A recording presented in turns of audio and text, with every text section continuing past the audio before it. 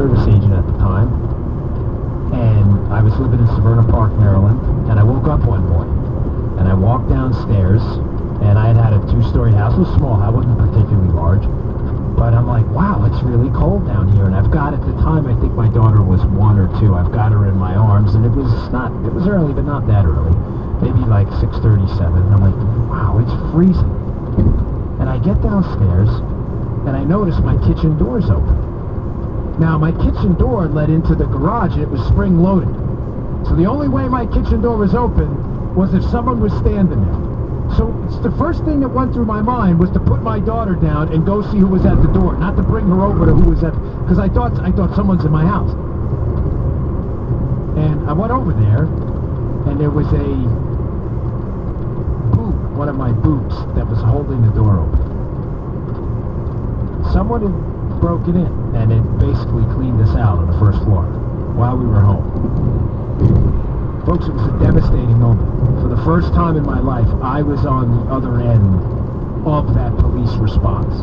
Now, the Anne Arundel County Police showed up, and the guy showed up, and I remember thinking to myself, you know, when you were a cop, he was a good guy, and he did a good job. Did you do that?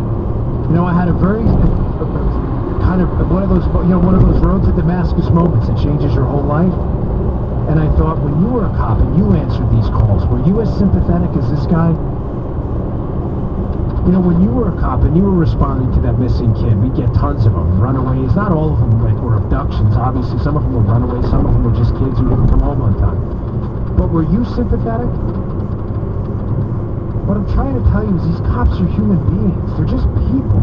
They're not perfect. None of them claim to be.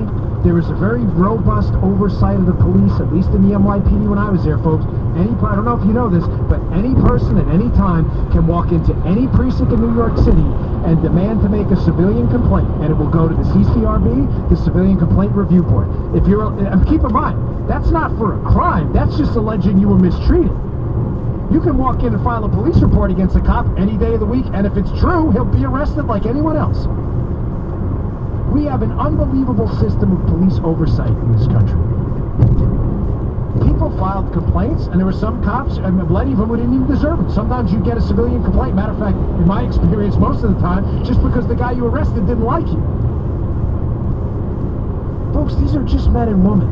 And women, they never take a knee on you. When your kid is missing, they show up.